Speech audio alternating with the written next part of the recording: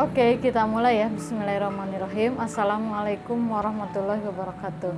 Alhamdulillah hari ini kita masih bisa bertemu ya, walaupun masih dengan kondisi yang sama, masih berjauhan. Tapi mudah-mudahan segera mungkin kita bisa kembali ke seperti normal seperti biasanya. Di pertemuan hari ini kita masih membahas biologi di kelas 11 ya. Dan bisa dikatakan ini mungkin pertemuan terakhir ya untuk materi biologi di kelas 11 di semester 1. Yaitu Ibu akan melanjutkan materi sebelumnya, yaitu masih berbicara mengenai sistem pencernaan. Oke, nah di pertemuan sebelumnya Ibu sudah menjelaskan mengenai yang namanya makanan dan uji makanan ya, apa aja sih makanan yang harus dikonsumsi untuk melakukan sistem pencernaan. Nah hari ini kita akan lanjutkan, yaitu kita akan membahas mengenai yang namanya organ-organ pencernaan dan enzim-enzim pencernaan. Oke, nah seperti biasa untuk tujuan pembelajarannya yang pertama yaitu untuk mengetahui organ pencernaan, kemudian yang kedua untuk mengetahui fungsi dari organ pencernaan, dan yang terakhir yaitu untuk mengetahui enzim yang membantu dalam proses pencernaan. Oke.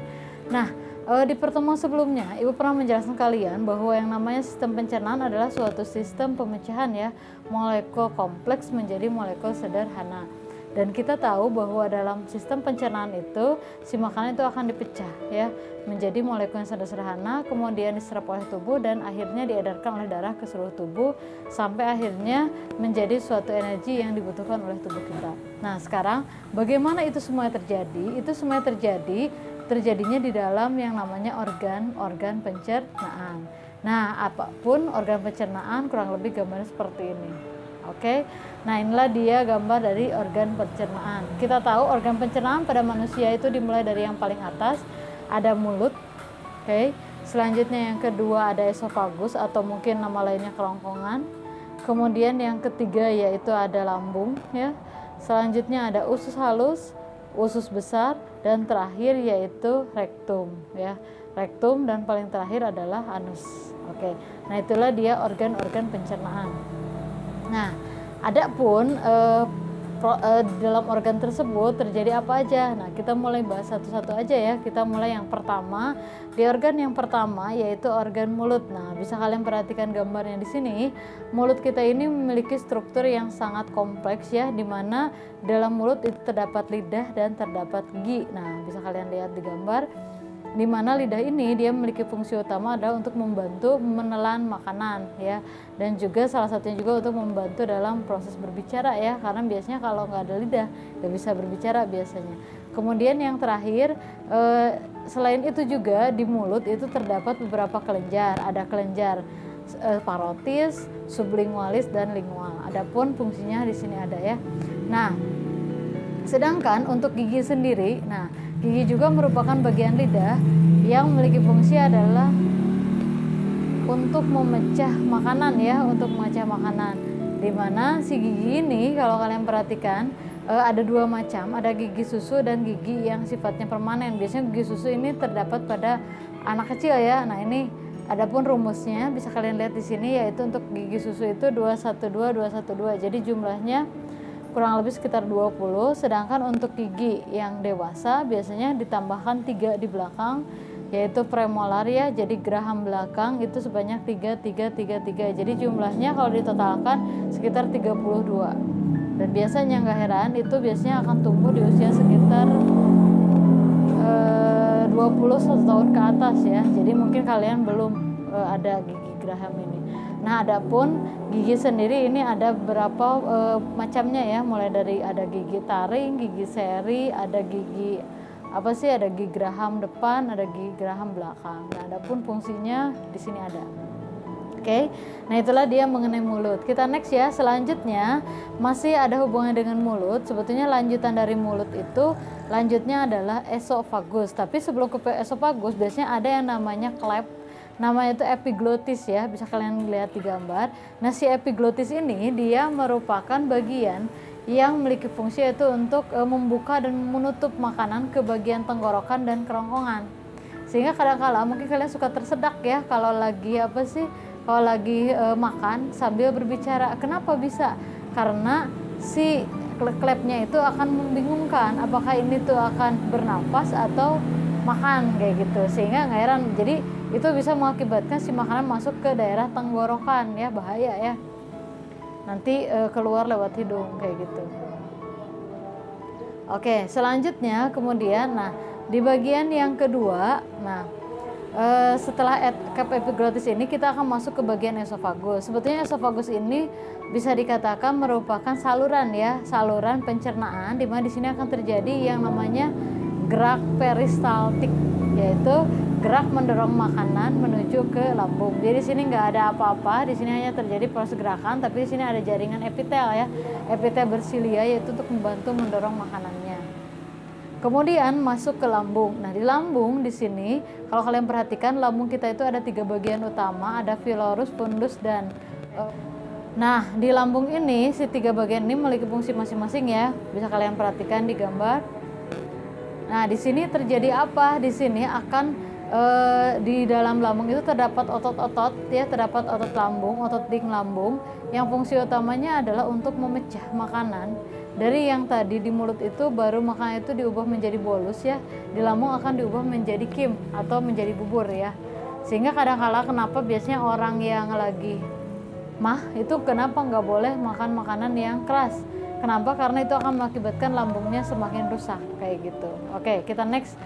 Selanjutnya, nah dari lambung itu makanan akan dibawa ke bagian usus halus. Nah bisa kalian perhatikan di sini usus halus terbagi menjadi 3 bagian. Ada usus 12 jari, usus kosong, dan usus penyerapan. Nah di usus 12 jari inilah terjadi pencernaan. Di sini hanya terjadi pencernaan kimia saja, yaitu di mana di sini ada beberapa enzim yang nanti akan Ibu jelaskan. Kemudian setelah dipecah nanti akan diserap di bagian usus penyerapan, dan usus kosong ini nggak ada fungsinya kayak gitu.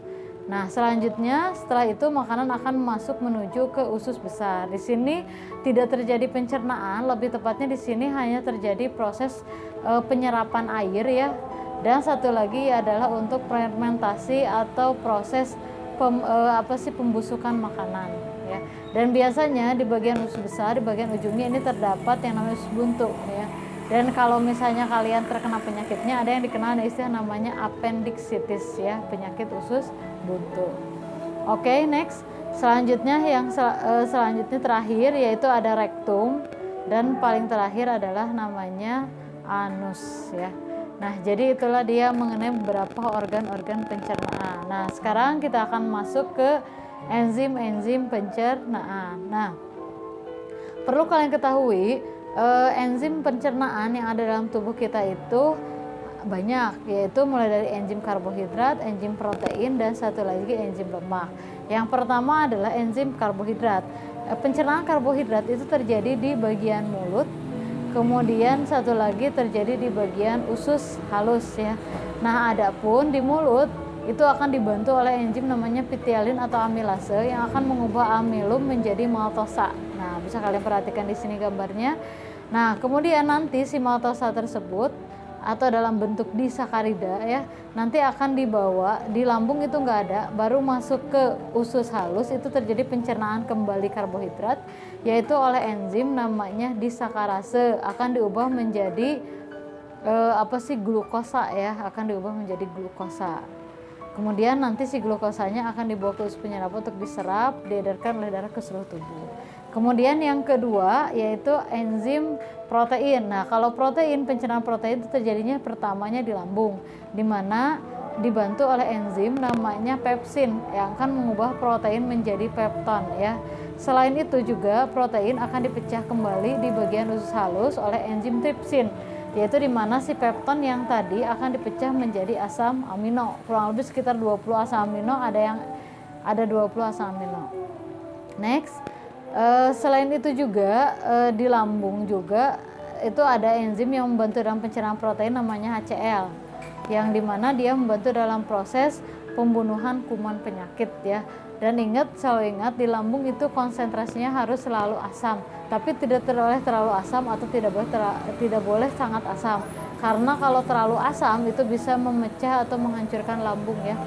Berdasarkan penelitian katanya asam yang di bawah 4, 3 atau 2 itu bisa mengakibatkan lambung itu menjadi rusak atau iritasi kayak gitu. Kita next ya. Selanjutnya kemudian di bagian enzim selanjutnya itu enzim untuk lemak ya. Nah, pencernaan lemak itu hanya terjadi di bagian usus halus. Nah, di sini lemak sendiri pencernaannya pertama dibantu oleh enzim namanya lipase, yaitu nanti si lemak akan dipecah menjadi asam lemak dan gliserol. Dimana biasanya enzim lipase ini diambilnya itu dari pankreas ya, kayak gitu, dari getah pankreas. Oke. Nah, jadi seperti itulah enzim-enzim yang ada dalam tubuh kita ya.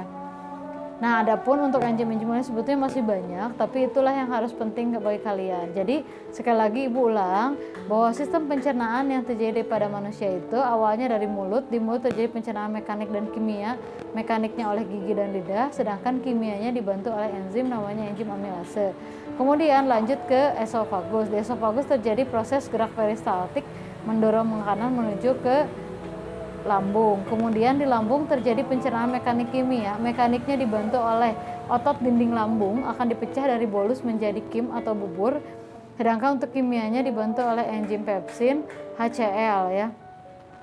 Nah, kemudian lanjut ke bagian usus halus. Di usus halus ini tepatnya di 12 jari akan terjadi proses pencernaan kimia, yaitu terjadi 3 macam pencernaan karbohidrat, lemak, dan protein.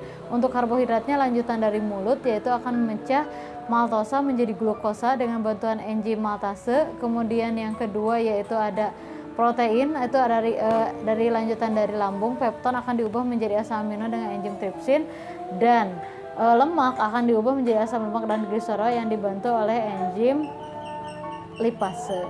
Dan yang terakhir yaitu ada yang disebut dengan nanti akan dimasuk ke usus besar untuk terjadi penyerapan air dan terjadi proses terjadi proses fermentasi atau pembusukan makanan. Kemudian disimpan dulu di rektum dan terakhir dibuang di anus. Oke. Nah, jadi seperti itulah mengenai sistem pencernaan pada manusia. Jadi betul-betul bahwa pencerna itu memecah ya dari molekul kompleks menjadi sangat-sangat sederhana, kemudian diedarkan ke seluruh tubuh, kemudian menjadi energi. Tapi ingat, setiap dalam sistem ini kadangkala ketika tidak berjalan sesuai dengan semestinya, maka kita akan mengalami beberapa gangguan penyakit. Adapun gangguan penyakitnya ini dia.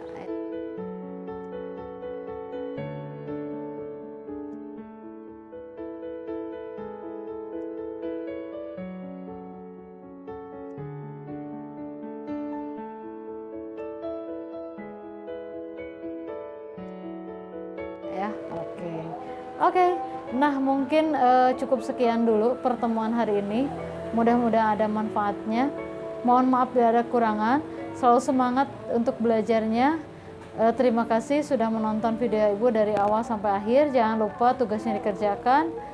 Wassalamualaikum warahmatullahi wabarakatuh.